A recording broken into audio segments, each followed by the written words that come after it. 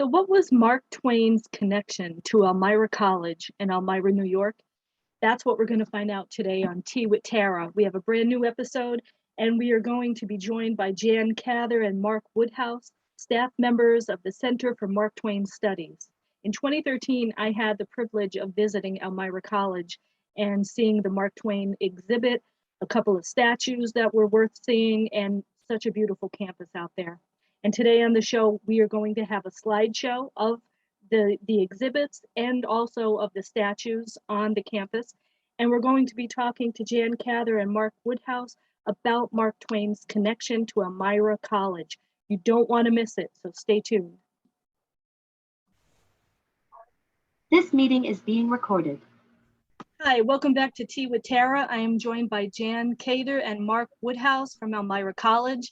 How are you, Jan? How are you, Mark? Good. Good, thank you. So Mark Twain is mostly associated with his home in Hartford, Connecticut, but we know that he also had a connection to Elmira, New York, and Elmira College. Can either of you talk a little about that connection? Go ahead, Mark. Go ahead. Okay. Yeah, his primary residence was Hartford. His wife came from Elmira.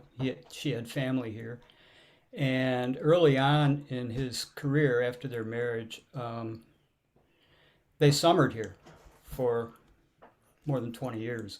And he did a great deal of his writing here in the summer. So he divided his time and his writing between Hartford and Elmira for most of the years and most of the books that people know him for, his writing years. So did he also meet his wife in Elmira? Well, the story, you want to do this one, Jan? Well, we know that he met Livy's brother on his trip to the Holy Land, and he supposedly saw a picture of Charlie's sister, Olivia, which we call Livy, and he really wanted to meet her. And so they met in New York City, and I think on Christmas or something, like there was a group of people there. And he really liked her. So it took him a while, but he eventually came to Elmira and stayed. And supposedly the story goes that he stayed for a couple of weeks. He kept trying to get her to marry him, and she kept refusing. I don't know, Mark, would you add on to that? No, I think the only thing I would add is that I think the occasion in New York where he met her was a reading by Dickens. Yeah.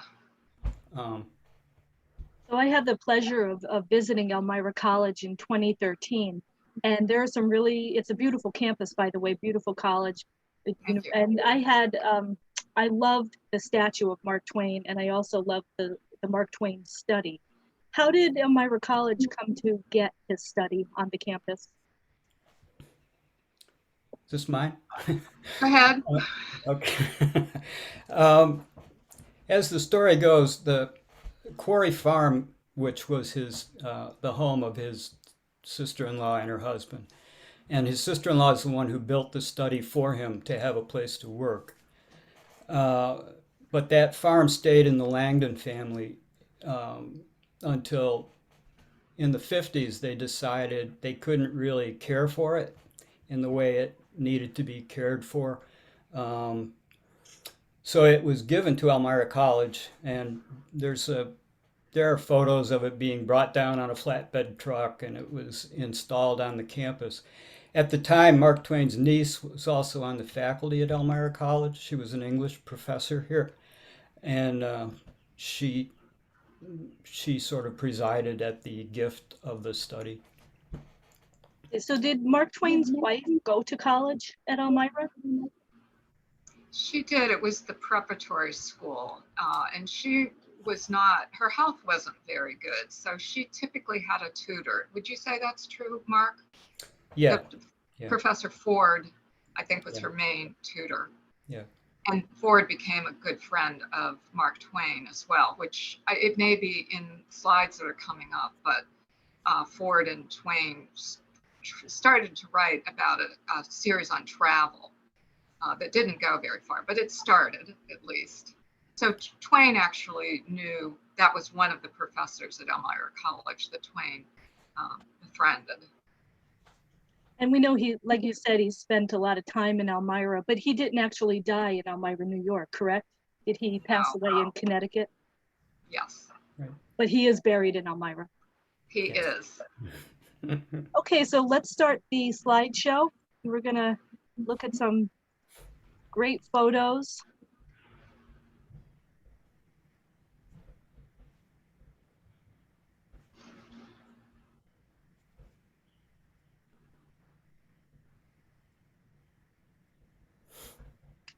Okay, so here's the first photo. So And- that's the Langdon house that's downtown in Elmira, and it was torn down, and today there's a Langdon Plaza strip mall in its place, which is rather sad. But this would be the home where Twain met Livy, and they got married here. The connection that we see with Elmira College is when that house was torn, the mansion was torn down, the fence that's surrounding the house was given to the college. And to this day, like when you're in our exhibit and you look out the window, you can see that iron fence.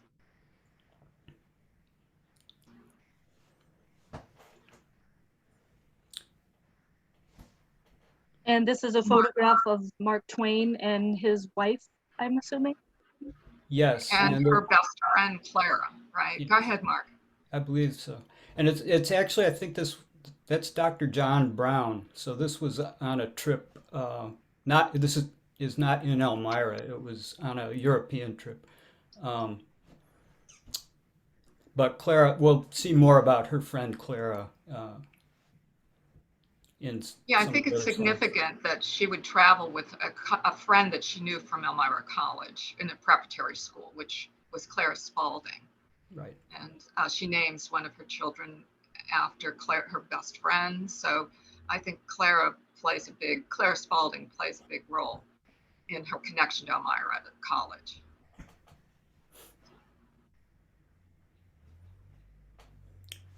This is George Waters, who was the head of painting or the art department at Elmira College.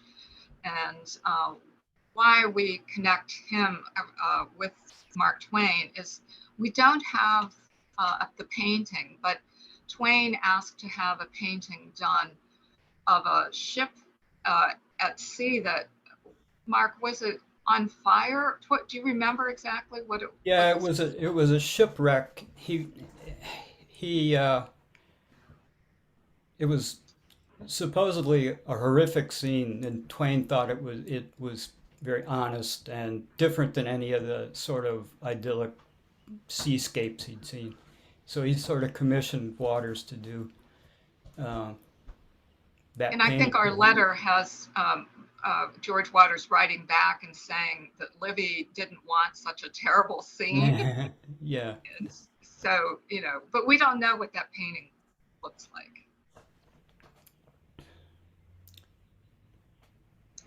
This was, we were connecting the fact that studying Mark Twain is still part of Elmira College's campus activities.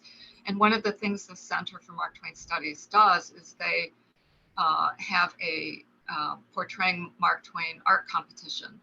And in 2017, an art major, Nick Vanderwood, did this portrait.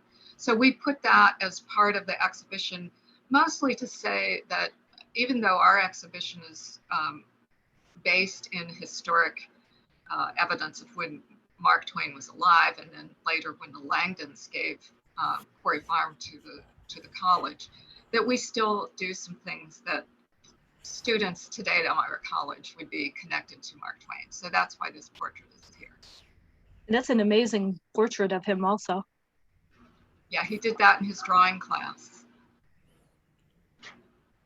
I included this one because, as the story goes, this would be after Mark Twain was dead. But students at Elmira College really like to take a hike up to see the study on what was called Mountain Day. And I think that started probably about, 5 or 10 years after Mark Twain died. But here's a picture of the group of students who you can see the study on site here as opposed to what it's like at Elmira College, because this is way before it came down on campus, as Mark explained. Mark, did you want to say anything more about them? No, that's fine. Okay. Why don't you go ahead, Mark, with this one? Okay. Okay, this is Clara. This is his daughter Clara, the one in the foreground, and Clara had kind of a semi-professional career as a singer, and that is her, I believe, her vocal teacher. I don't recall the woman's name, but one of the problems in that relationship was that because Mark Twain became such a celebrity, it was difficult for her to perform if he showed up because all the attention went to him, and he was happy to accept the attention. So it made it a little bit difficult for her as a performer sometimes, I think. But she did have a pretty good career in music. So are all of these photographs on display at Elmira? Yes. And to connect this to Elmira College, I would just say that that isn't a case that describes Elmira College professor John Bosselman, who taught music. And there's letters where Mark Twain is paying him and saying things like how could he take what's typically, I don't know, kind of a grueling chore of teaching kids how to play music and turning it into something really beautiful. And so her earliest musical training would have been with John Bosselman. Is that true, Mark? I'm not making that up, right? No, I believe that's true. I don't know if we have that picture of Bosselman in here, but yeah, that is true. So this is about Rachel Gleason, and she was a physician, a well-known physician in Elmira. And Mark, you can test me on this. I think she was the fourth woman physician in New York State, maybe. Something like that, yeah. Something. I mean, it was rare to have a woman who was a physician. But she and her husband ran what was called the Water Cure, which was a place where they practiced hydrotherapy, and young women typically would be coming there for medical assistance.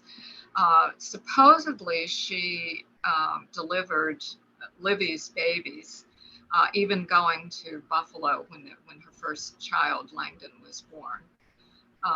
So she was always a part of Livy's life in Elmira and beyond. And she taught health classes at Elmira College. And so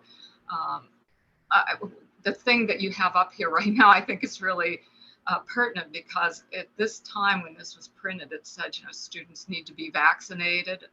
And if they aren't, they are going to be vaccinated under the direction of the matron. So vaccination was a big thing even in those days.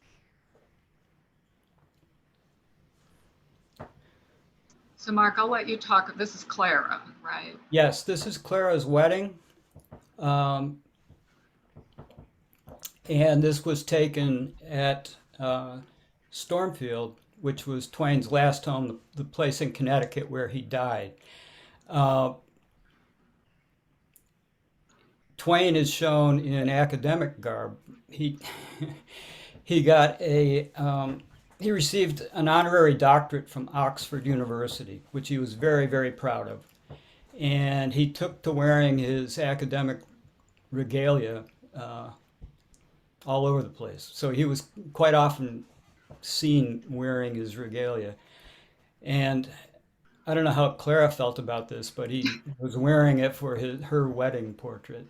So that's her first husband. This is Clara, or that's Clara to the right, the short woman to the right. Next to her on her right, in the middle of the picture, is the groom, and it's Osip Gabrilowicz. He was with am I getting this right? The Cleveland Symphony. So again, the musical connection was there with her, and when we get to the grave site, if that slide is in here, you'll see that when Clara commissioned the grave site, it was for her husband and her father. So he's below Mark Twain on the monument that's at the Langdon plot in Woodlawn Cemetery. The man on Clara's left that she has her arm linked with is Joseph Twitchell, who officiated. He was one of Twain's great friends from Hartford, Congregationalist minister, and his other great Congregationalist minister friend was here in Elmira, Thomas K. Beecher. And that's Twain's daughter, Jean, the other woman in the picture. And next to her, between Twain and Jean, is Jervis Langdon, the second Jervis Langdon. That gets a little confusing because there was senior Jervis Langdon, Twain's father-in-law. His first son was named Charles. Charles had a son named Jervis, who is the man that you see in this picture. And then Jervis had a son that he named Jervis, who was Jervis Langdon Jr. So there were three Jervises and a Charles. And the third Jervis, Jervis Jr., is the one who gifted Quarry Farm to Elmira College. And we made a note that Clara, who Clara is named after, attended that wedding. So that lifetime friendship between Livy and Clara went, on till Clara was an adult and passed. So Mark, this is our John Bosselman. Maybe you want to talk about him now. Okay. John Bosselman, I had a letter when I was working at the college. I'm retired now, but when I was working at the college, we had a letter from someone who said that I think his great grandfather or some relative was John Bosselman, who had worked at Elmira College, and he had this letter that he forwarded, and I had never heard this story, never heard about it, but it turned out that Bosselman was part of the Elmira College School of Music, which was actually a separate but attached entity. It had its own building, but it was part of the Elmira College curriculum, and Bosselman was the violin teacher. And during the time that he was at Elmira College, it was in the summers, Twain commissioned him to teach the girls, to give them music lessons. And Jan alluded before to the letter that Twain wrote to him about kind of eavesdropping on one of his lessons and how he had never seen anything like it. And the man had a knack for making what is usually a drudgery and a chore into something delightful, and how much the girls were responding to it. And Clara, as far as I know, is the only one that continued on really with music, but he was apparently a gifted teacher. And that's his son with the little violin. Correct, that's his son, and his son later also taught at Elmira College. This is a picture of Livy when she was a young girl. We think that she probably looked something like this when she was a student at the Elmira Preparatory School. Oh, so this is his wife? Yes. When she was a younger girl, yes. Well, while she would have been a student, we think. I mean, we don't really have a good date for that, but she looks pretty young there. And this is just a scene from the exhibit as it is right now. If people had visited Elmira, as you did in 2013, that room had like a bed and all kinds of cart, the pony cart and all kinds of stuff. So we thought, we would just devote the room to Elmira College's connections to Mark Twain. And we were able to get these really nice showcases. And so we filled those with images that you've been showing, and then really kind of brief text, because most of this can be found on the Elmira College Center for Mark Twain Studies website. If you dig around in there, you can get a lot of information. I think what's special with this is Mark curated this, and he found quotes for the most part from Mark Twain for every one of these people who are associated with Elmira College, from the Spalding sisters to his father-in-law to George Waters, Rachel Gleason, Ida Langdon. I think is maybe the only one whose the quote is not Twain, but it's her talking about Twain. So that's what those the plaques on the wall sort of lead you into, knowing that what's below in the showcase is connected to that quote.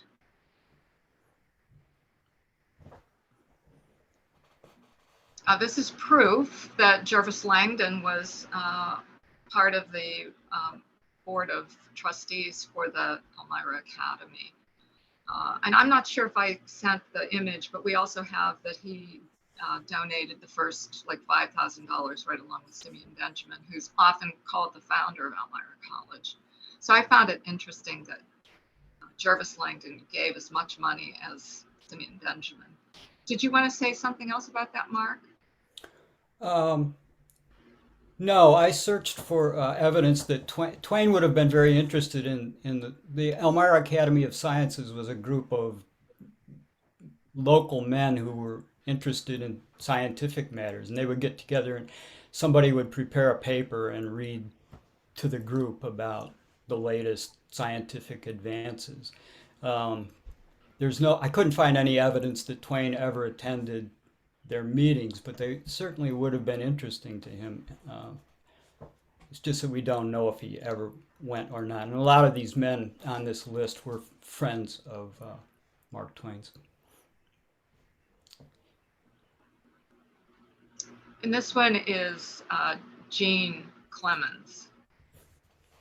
So we liked this because it showed that she got a 95 in all these different subjects. So we thought she was a pretty good student. Yeah, she did better than me. So that was mainly just to show that his daughter also was connected to Elmira College. So she was the youngest of the three girls. And this is the mom. This is Mark Twain's wife, Olivia. And again, it just lists the classes that she was taking. It looks like English and arithmetic. And the handwriting in those days was kind of hard. So Mark, maybe you want to talk about this one with Professor Ford writing with Mark Twain. Okay. As Jan mentioned, Darius Ford was Livy's tutor, and he was a professor at Elmira College for many, many years. He was kind of the right-hand man to Augustus Coles, the first college president, and he was fondly remembered. Twain was working in Buffalo, New York as an editor at the Buffalo Express. And he came up with a scheme in which Ford would travel around the world and send back letters, and Twain would edit them and publish them in the Buffalo Express. Because Twain couldn't he had family responsibilities. He couldn't make the trip, but Ford was kind of supposed to be his surrogate. And it lasted a couple of 2 or 3 letters that Ford actually sent back, and Twain lost patience. He thought that Ford was too slow, the pace was too slow, and so Twain just ended up filling out the rest of the series himself. He wrote all of the columns, so it was kind of a failed experiment. I don't think it bothered Ford particularly. There's no evidence that it did, and they remained friends. It was just one of Twain's schemes, of which there were many. So this is Ida Langdon on the day that they dedicated the Mark Twain study on campus. As Mark has already said, she was a professor of literature, and this was sort of the handing over the keys to the study. And this is his niece? Yes. Does he have any relatives left? Any ancestors at all? I don't believe. Not from his own children. didn't we don't have any living children, but he's got like the Langdon family that gave the study to us. There's still children who are adults now that are alive, and but the direct descendants, I would say no. Is that what you would say, Mark? Yeah, that's right. So this is just a statue that was put on campus to commemorate all the many books that he wrote. And of course, it's like they like to quote that he said, if you want to know where I wrote Huck Finn and Tom Sawyer, was in this study. And so it's sort of kind of puts all of that in one place for us. Plus, it's this great statue of him looking out over the campus. Yeah, I took this picture in 2013 when I was on the campus. It's a fantastic statue. I have my picture taken by it too. Many people do. And that's, of course, his wife, Livy.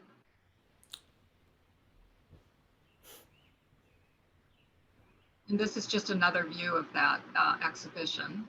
So you could sort of see where we've got the pictures and then the text. If you came to the exhibit, there's a lot more than what we're telling you, or more pictures and more text. Just a view of the study that's on campus right now. This is what picture you took? Yes. Tara, yeah. And this is the one that you sent me. That's a beautiful picture. Everybody, every time of year, it's very beautiful at the study. So this happened to be a fall picture that I took. And what novels did you say that he wrote in the study? Supposedly Huck Finn for sure, and Tom Sawyer. We've said Connecticut Yankee, and there may be a few others, but I think the quote they have, I think Twain is saying it, I don't know, in the late 1880s. It's like, I think he's saying it as saying, I also write other places, but this is where I mainly put it together. Is that Yeah, what I think he said it was something to the effect that if you want to know the home of where Huck Finn and Tom were born, it was here, because this is where I was writing about them. But if you trace from his notebooks and his diaries and just his letters to his publishers, you can see that most of the books, portions of them were written in Hartford, and portions of them were written in Elmira. This is just inside the study. So they've tried to retain what it looked like for the most part in Twain's time, which they have to some extent, but you can see old pictures of the study, and it's not exactly like what you're looking at. But what is really fun is just to look into the windows, even when the study is closed to the public. So you can get a good view even if it's closed. So that's what it looked like in his time. You can see it's much more elaborate kind of furniture. So are any of the students allowed to go in the study and do a little writing, or is that not permitted? Well, it's open during the summer from like, I don't know, the hours are on the website. It's like Monday through Friday, I think, at least noon to 4:30. You could go in there. I don't think you'd want to. It's a very different thing from when the study was in Quarry Farm, because in Quarry Farm it was up on a hill, and he could open those windows, and he talked about like the gust of wind that would come through and breeze that would cool him down.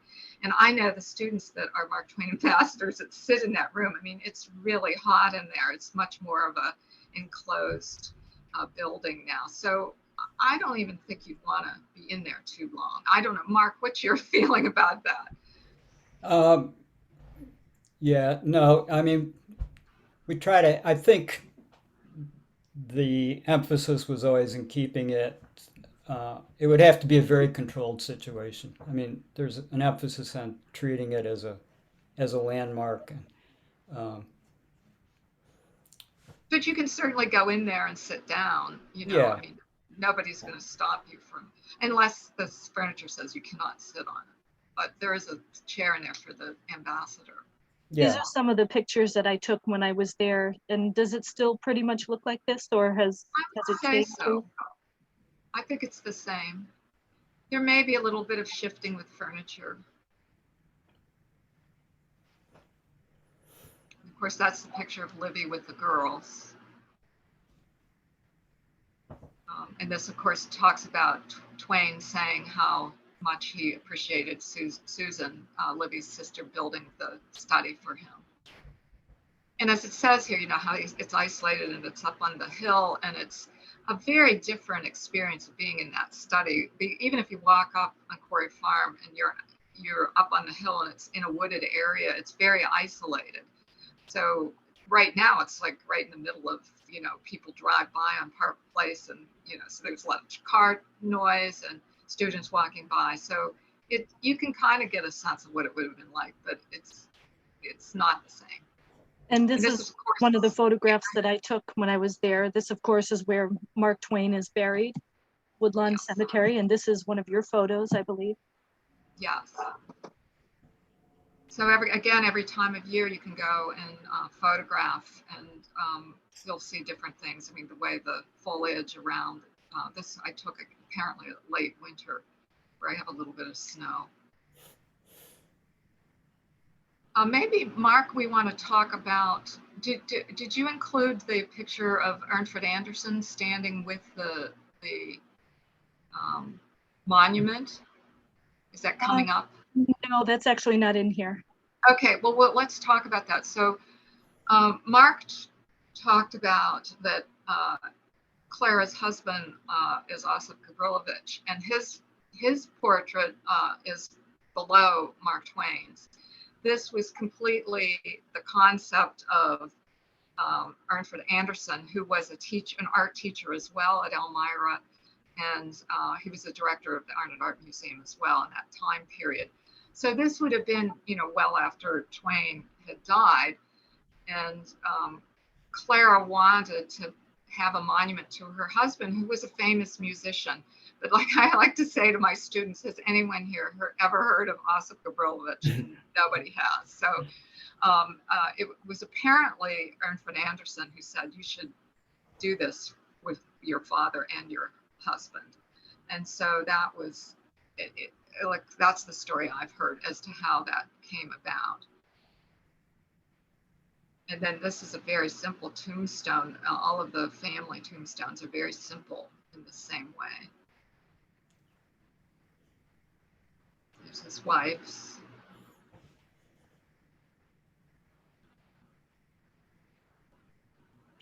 Okay, those were great photographs, guys. Thanks so much. Can you tell us all, our viewers, when people can visit the exhibit and when the museum is open to the public?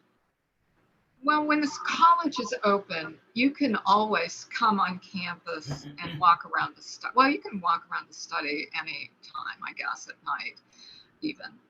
But even if it's not open, it's really easy to see inside. You can go up on steps and it's all glassed in, and so you can see. So even if you can't walk inside, you can really see it.